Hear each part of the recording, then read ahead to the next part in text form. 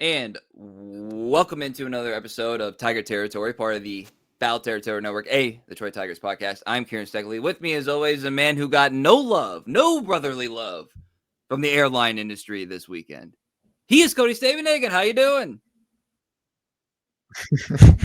Doing all right, Kieran. Yeah, flights to Philadelphia canceled at about 4:20 a.m. on both Friday and Saturday morning. Harsh. Number one, I never knew it was so hard to get from Detroit to Philadelphia. Like, very few viable alternatives. I tried the whole go to Newark thing. That wasn't easy either. Nightmare travel weekend. Interesting few days in the life of a baseball writer. Go from waiting to make sure Gino Suarez leaves Comerica Park. And of course, he's the very last one to come out of the clubhouse like 20 minutes after all his teammates. So I'm in a mild panic. Then it's Thursday. You're like, gosh, it's the trade deadline. Phone is just buzz, buzz, buzz all day. I'm like, I'm going out of town this weekend, man. I kind of need to mow the yard. How am I going to do this? And then I don't go out of town because travel nightmare. But hey, we're still here to talk about the Tigers anyway. Lost 2 out of 3 in Philly, but 3 pretty entertaining ball games. Look at a couple of the new trade deadline acquisitions. I think we got some stuff to talk about here. Yeah, I don't know if it's the fact that I just had some delicious Jets pizza or what, but I actually am feeling in a pretty good mood right now, Cody, having watched that series. Now, look, you dropped 2 out of 3. Those were each game, each of the 3 were games that were winnable for the Tigers, especially, but obviously both teams. This is a good Philadelphia squad. This is a recently revamped, as we saw at the end of Sunday night, Philadelphia squad. I just wanted to lay this out there to begin.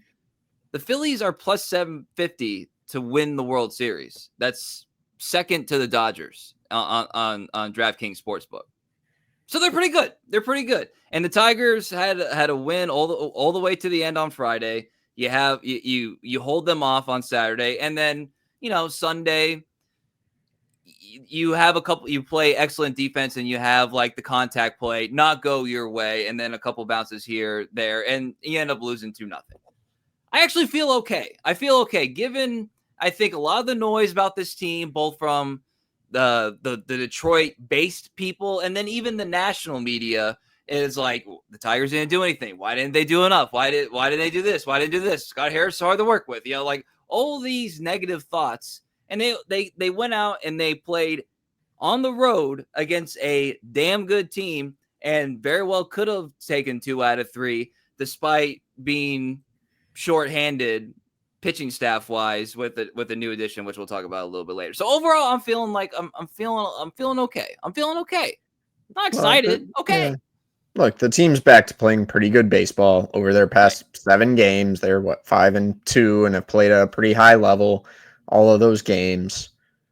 The bullpen's still a pretty big problem, though, Kieran. The bullpen had a rough weekend. We only got to look at one new reliever, Kyle Finnegan. He was the best of the bunch, and I do wonder if he would have been like the first guy they got, like Wednesday night instead of Rafael Montero, if everyone would feel a little better about it. But after you get Montero and Sewald, everyone is so angry that then you get a guy who doesn't really get strikeouts, even though he's a good pitcher, and it's just like, no, he sucks too. Like, Kyle Finnegan's good. Still a little bit of a reflection of their moves that we only saw one of these new guys because Montero clearly is not going to be just handed leverage outings. We have not seen him yet.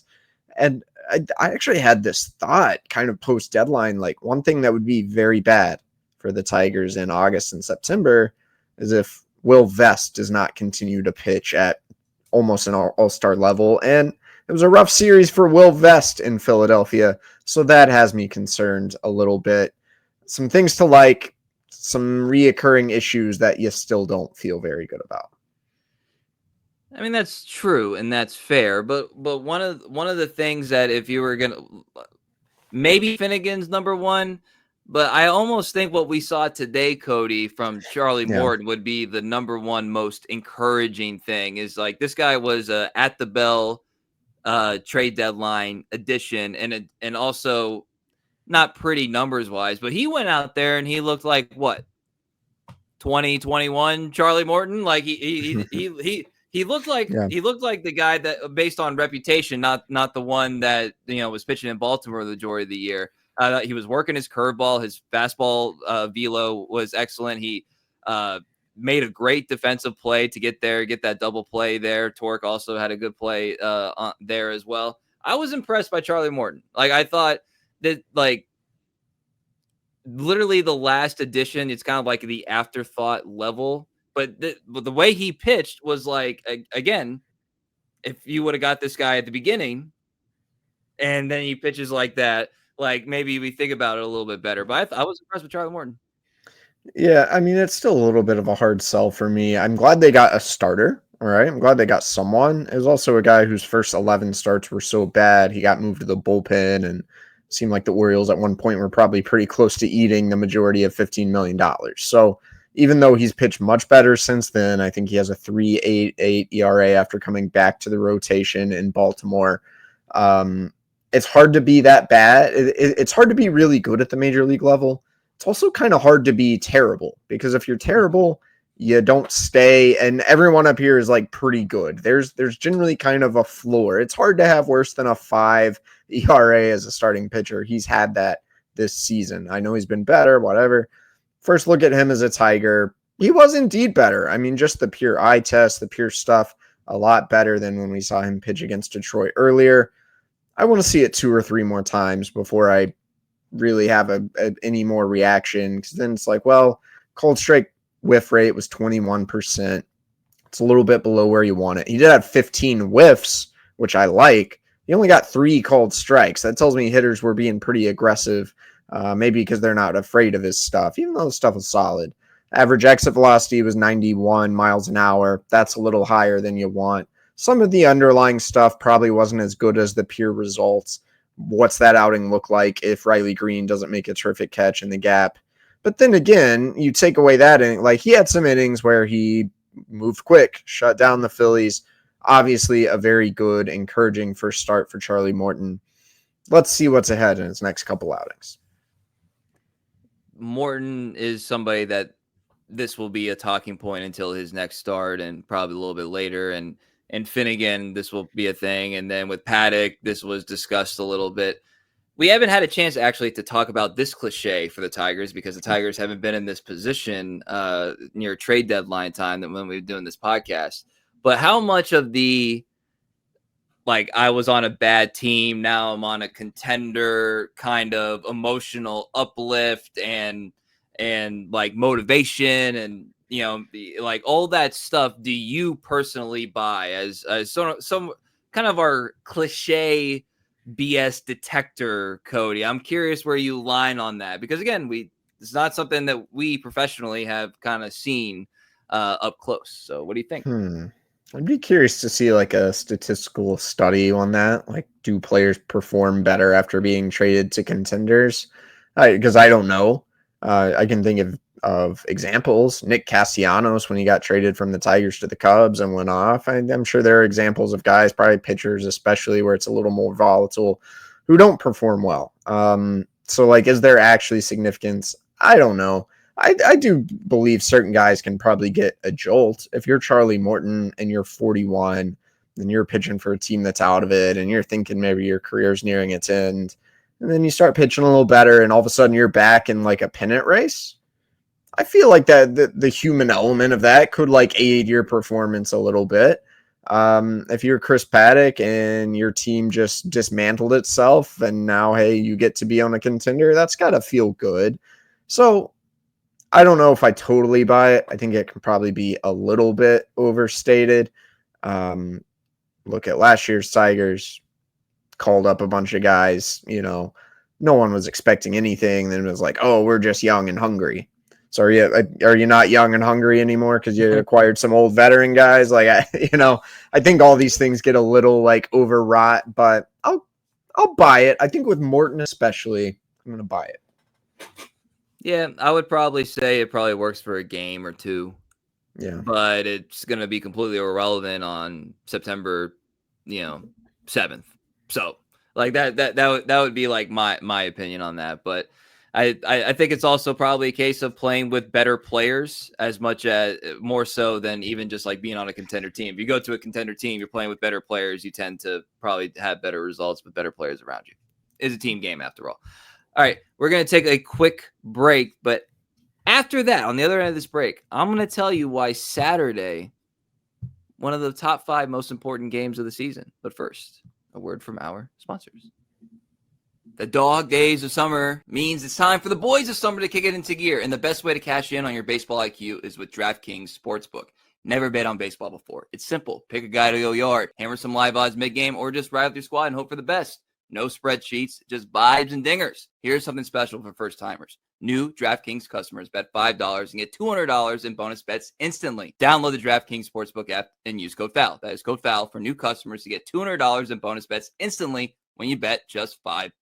Only on DraftKings, the crown is yours. Gambling problem? Call 1-800-GAMBLER. In New York, call 877-8-HOPE-NY or text HOPE-NY at 467-369. In Connecticut, help is available for problem gambling. Call 888-789-7777 or visit ccpg.org. Please play responsibly. On behalf of Boot Hill Casino and Resort in Kansas. 21 and over. Age and eligibility varies by jurisdiction. Void in Ontario. Bonus bets expire 7 days after issuance. For additional terms and responsible gaming resources, see dkng.co/audio.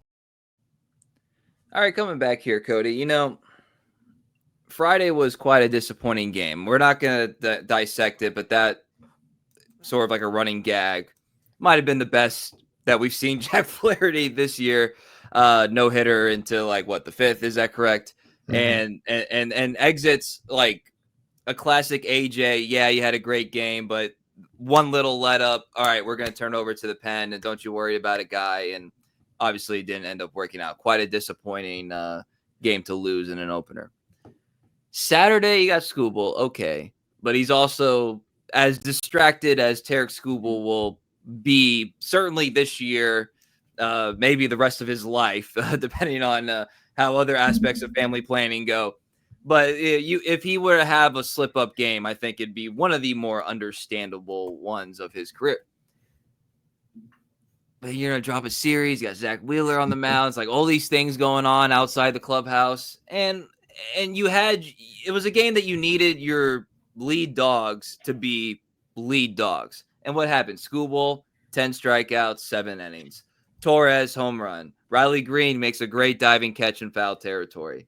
Javi Baez, home run, 2-run triple. And those are your all-star starters. Well, you also had Colt Keith hit a home run. You also had Kerry Carpenter hit a home run. And then your new trade deadline acquisition gets a save, not just a save, but a 4-out save as Philly kept clawing back into this game.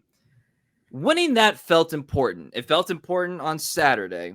And then as I say here on Sunday night, it still feels important. And I thought I was going to feel this regardless of what happened Sunday night. I still feel like that was a crucial game to kind of show this is the squad. This is the squad. This is why you should believe in it, because when these guys are playing right, they can beat anybody. And again, Phillies, quite a good team. Against a great pitcher. Trying to think how AJ Hinch would answer if he was asked something like that.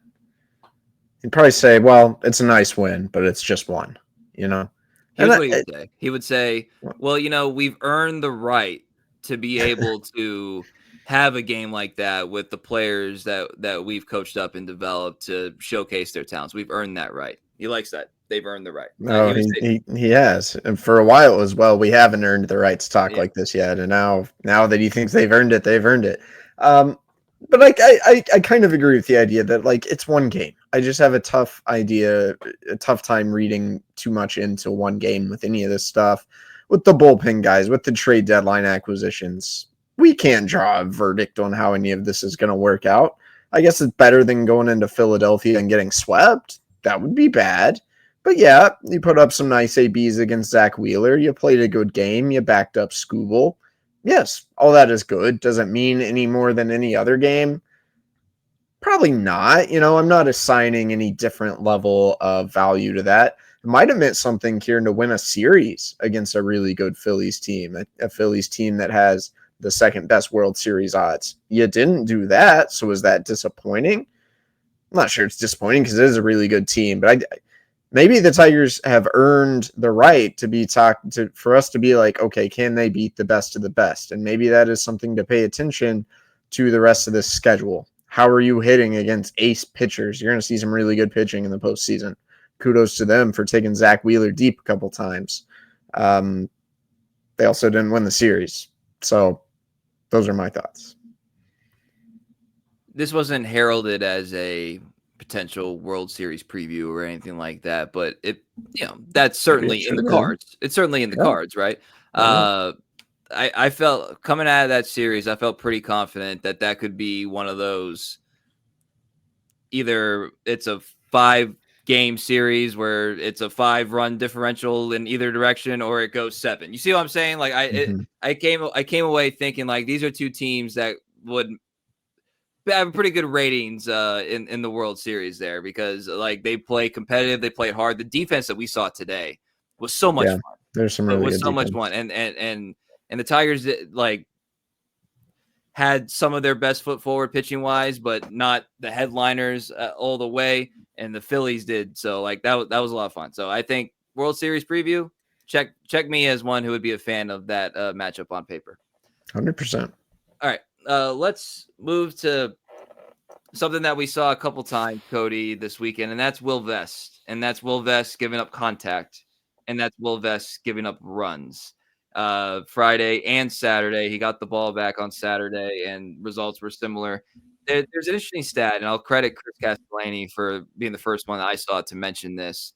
But Will Vest splits by inning are quite fascinating to look at. So I'm just going to read them off real quick.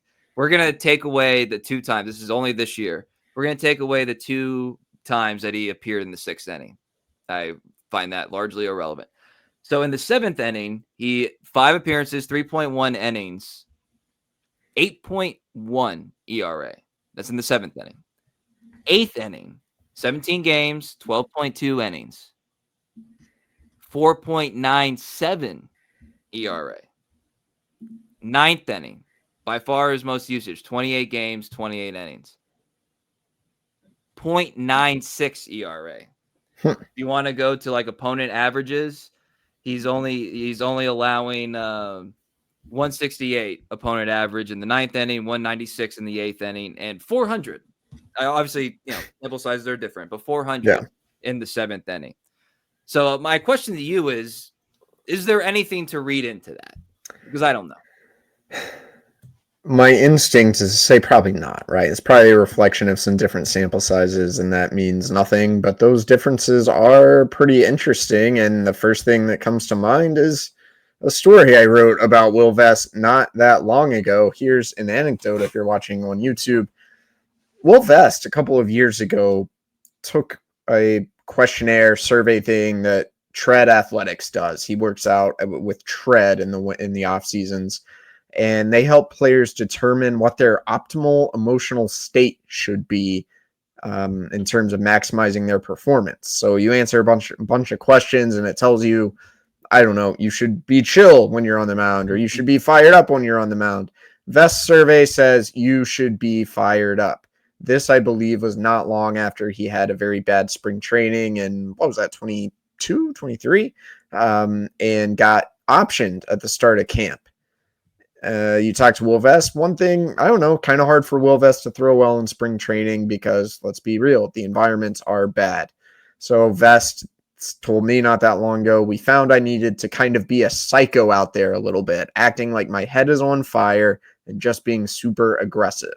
It sounds like there's reason to believe the emotional state matters for Will Vest. And so then after reading off those numbers you just laid out, it does make me wonder, is he better in the 9th inning because his adrenaline is amped and is all the way up there in the 9th compared to non-safe situations or not pitching in the 9th inning? That's one of kind of the human element mysteries of the game that it's probably harder to answer. How much different is his stuff in the 9th versus the 8th versus the 7th? I'm not sure. Based on what I've watched all year, I haven't noticed a huge difference. But those numbers combined with that that quote, that anecdote from Vest, do get me wondering a little bit if there's something to it. You're right. It was 2023. when he didn't appear until April 22nd of that Feels like a season. long time ago. Yes. And yeah, like the human element, how much, I mean, if you're the manager, how are you supposed to be like, well, like the number usage, like, because in theory, some of these numbers are not all that different than, first time through order, second time through order, third time through order type metrics. But at the same time, can you form your entire back end bullpen rotation around that? That also doesn't necessarily feel like all the way the No, right thing to do. no. So that's the challenge with Bill Vest. But I feel like you could still get that juice in the eighth. I mean, I don't think he's chasing saves. So like in theory, the eighth should still provide that opportunity. And we'll see. I mean, so far, it's only been a weekend, but if Finnegan's going to get a 4-pitch opportunity, or 4-out, I should say, opportunity to get a save, that to me kind of that's a decent, strong indication of AJ. It's like, hey, I tell you who I trust based on what I do. Like that's pretty close to C-word stuff, Cody. Pretty close to C-word stuff. I don't know if he'll be the closer or not the closer. It does sound like I don't trust Tommy Canley right now. I mean, that's what that sounds like to me when, I was like, AJ hasn't done a whole lot of up and down this year. A guy finishes an inning and then comes back out for another one. We've seen that more from him in previous years. It had me wondering when Finnegan finished the eighth inning, like, who's going to throw the ninth? Surely not Canley, right? No, it wasn't. It wasn't Canley. It was Finnegan. And so to me, I took that as an indictment of like, AJ doesn't feel good about any of his other options. So Kyle Finnegan's going to go get the ball for this situation. Yeah, and that's a good transition into like just a little bit of talk it out exercise here. We're a couple of days removed from the trade deadline and all the emotions of it, and how exhausting it was. I put on X that like it felt like a longer than the All-Star break to go from the Wednesday day game to play Friday night with the trade deadline stuff, because it felt like forever since I watched the Tigers play a game. And Friday, none of the new guys used, and to this point, obviously Morton gets to start on Sunday. But all these new bullpen pieces, only one of them gets a shot in the weekend. I think one of the big losers of, we're gonna, like I said, we're just gonna talk this out. I think one of the big losers of the trade deadline for the Tigers is probably Tommy Canley. I don't know if anyone else caught this on the broadcast, but Carl Ravitch referred to Canley as he was getting stretched out in the bullpen as a project. He said he's kind of a project right now. And what he meant by that is like, this is a guy who was really good, and now he's not. There's a kind way of saying he sucks right now, and they got to figure out a way to get him right. And like that, to think at any point this season that phrase would ever be used about Tommy Canley, it was unthinkable.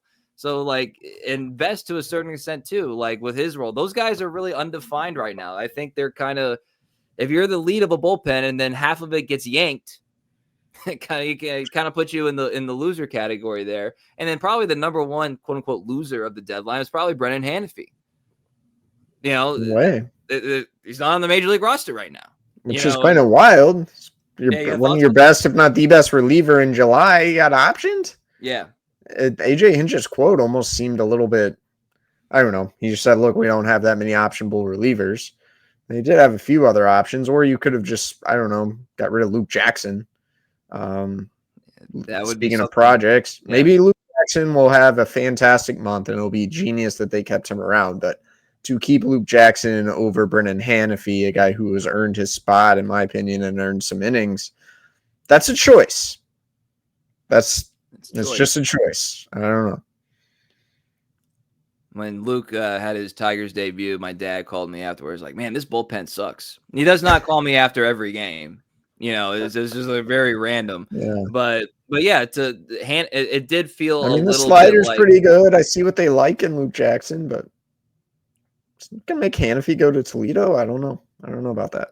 All the history you have with Hanifee and like what yeah, that's a tough one. So he's obviously got to be quote unquote loser of the deadline, and another kind of lesser loser would be Troy Melton. This is a guy who has looked the part as a starter, and now that's not right now in the cards for him. I'm sure he'll still be an effective long reliever, and maybe this is overall a better thing for him long term. I'm not projecting anything, but if you go from starting to bullpen, like that's in some ways that's demotion. So I put him. Yeah, I'm going to argue Troy Melton's a winner. If you're looking at major league service time and collecting a few nice paychecks, Yes, I like boy that. is winning through this.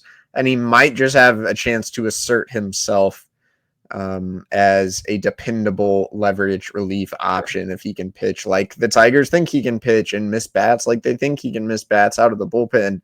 There's actually kind of a big opportunity for Troy Melton. And it doesn't necessarily mean he has to be a reliever forever. If the Tigers want, he could come in and compete for a rotation job in the spring next year. But I think he's going to get every opportunity to become a real piece of this bullpen down the stretch. I wanted to bring up this name because he pitched today. The road to Detroit has begun for one, and I think he's a winner of this trade deadline, and that's one Jose Urquidy. This is somebody who we talked about the signing at the time is like, could this be one of those low key, like Scott Harris, big brain genius, type acquisitions? And who knows? That was the thinking. he pitched one inning in Lakeland today and one strikeout, no hits, no runs, no walks. So, we're not gonna overhype that. But even though he was not a trade deadline acquisition, I do kind of feel like the fact that the way Scott Harris shaped his mind going in, having Jose Urquidy like as somebody that you believe you can get real innings out of, that had to factor in. So I've put him as a winner and somewhat of a vote of confidence. No, I mean, the Tigers have been planning this way for a long time. That's kind of always been clear. It became clear as we got to the second part of July. Like, they're planning on Jose Urquidy to pitch for them in the major leagues. Now, I do wonder what the timeline for that is. He's just now pitching one inning in Lakeland. I mean, it sounds like it might not be September until he's pitching in the big leagues. So then, like, how much are you really going to get out of him? But they've built up a lot of depth. I think it's interesting. I don't know if it's going to work. I'm not here to really say yes or no because I think it's hard. After having watched last year's Tigers, it's hard to act like any of us know anything definitive about this game. If Jose Urquidy and Alex Cobb lead the Tigers to greatness down the stretch, it'll be a great story. And maybe we should quit doing this podcast because I don't know anything about baseball. We're going to get to our number one winner or loser, depending on your perspective. But first, a word from our sponsors. Kratz, there are a lot of people out there that pay rent and they don't get anything for it. Might as well change that. You can get some rewards for flights, hotels, tons of stuff. With Built, you can earn flexible points that can be redeemed towards airlines, hotels, a future rent payment, your next Lyft ride, and much more. It doesn't stop there. Built is about making your entire neighborhood more rewarding. You can dine out at your favorite local restaurants and enjoy experiences just for Built members every month. They're turning a monthly expense into an opportunity to earn rewards and discover the best that your neighborhood has to offer. Your rent is finally working for you. Earn points on rent and around your neighborhood, wherever you call home, by going to joinbuilt.com/foul. That's joinbilt.com/FOUL. Make sure to use our URL so they know we sent you. joinbuilt.com/foul. Go for it. All right, coming back here. The man that you have to determine whether he's a winner or a loser. And I think 3 days in, it looks a little bit better for him, is one Scott Harris. Because this was somebody that, look, the Tigers are being considered a team that didn't do enough. That's a reflection of him, right, as the ultimate decision maker. And certainly locally, a lot of people were hoping for bigger moves, bigger splashes. Then on Friday, these three relievers, these three prizes of the trade deadline that the New York Yankees acquired, all, wasn't completely their fault, all proceeded to, there's a kinder way to say this, but do something to the bed against the Marlins.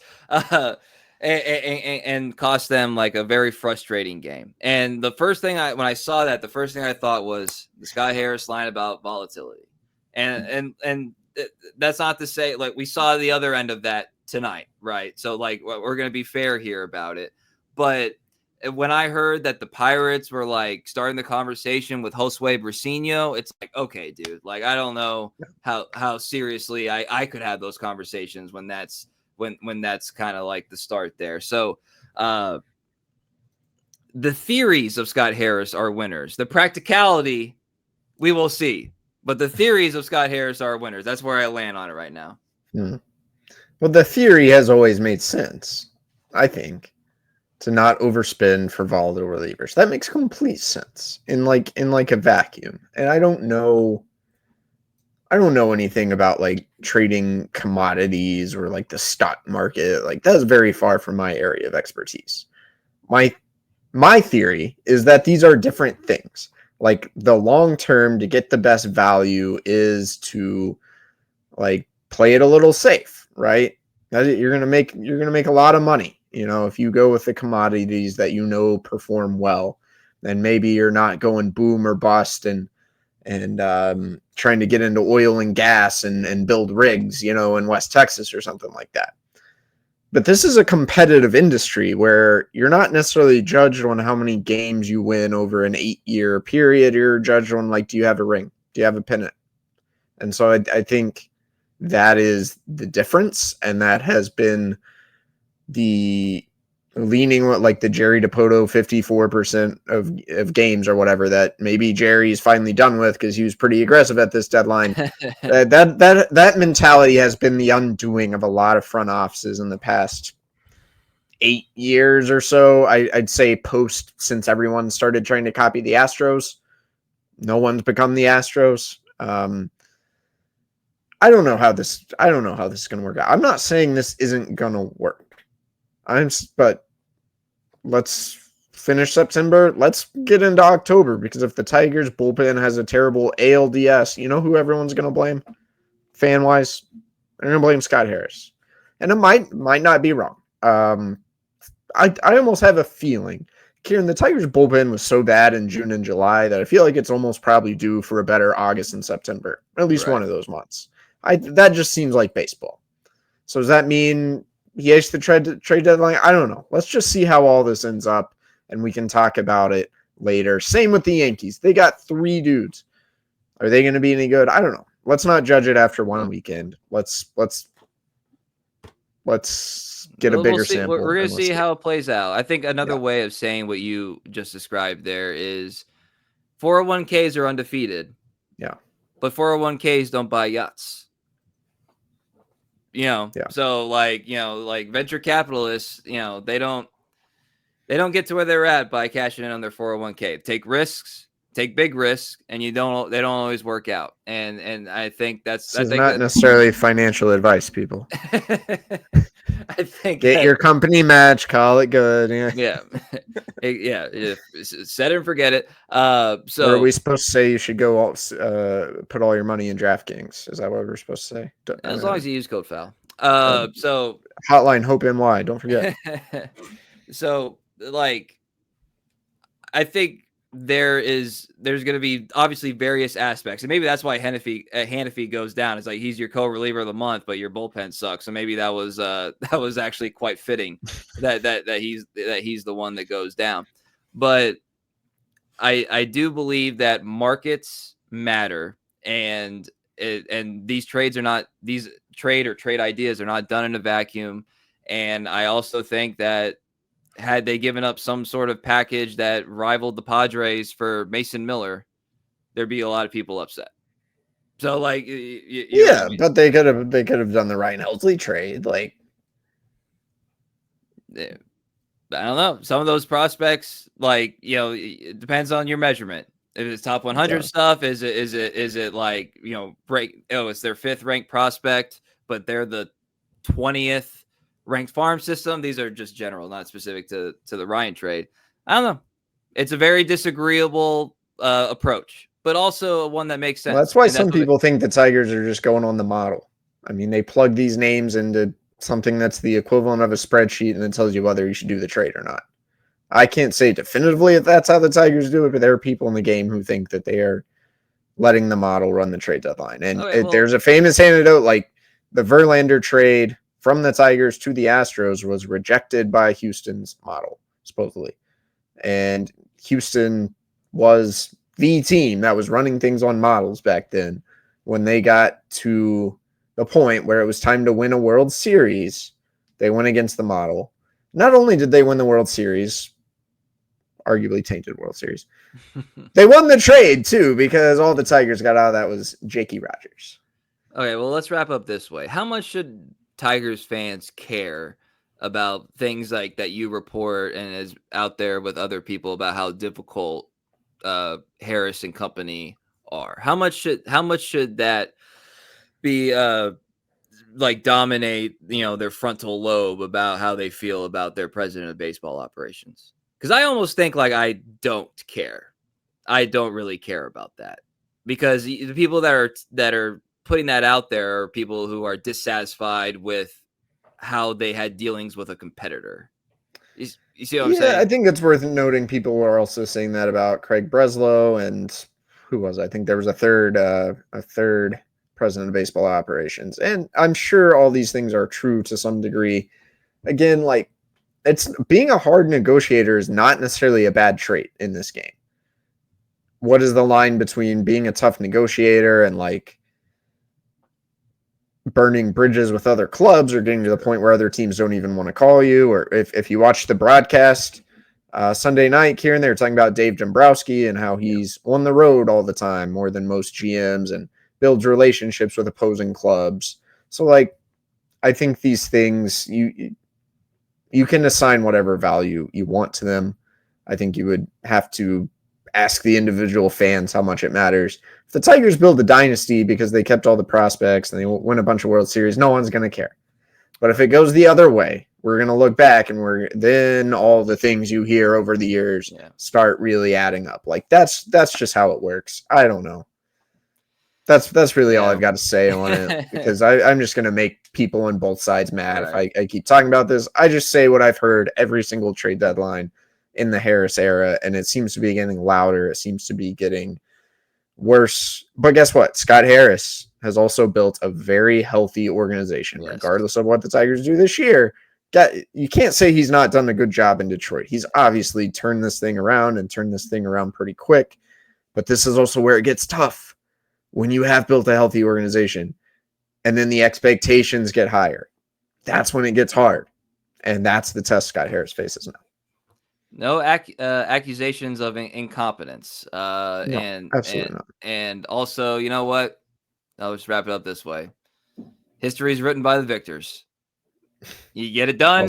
You get it done, and nobody's going to care. So a lot of fun, a lot of fun theoretical, still kind of emotionally reeling from the trade deadline, and we still haven't seen a lot of the new pieces. So I'm sure it won't be the last time that we reflect on this. And again, as you pointed out earlier, it's going to be something that shapes the perception of the season, depending on how it all plays out. So I want to thank everybody for listening, following us on X, formerly known as Twitter, at Cody Stavenhagen. I'm at Kieran_Steckley, pod page at Tiger Territory _ YouTube, Instagram, TikTok, Apple, Spotify. You guys know the drill. You know what to do. We appreciate all of you. So for Cody Stavenhagen, I'm Kieran Steckley. Everybody have a great day.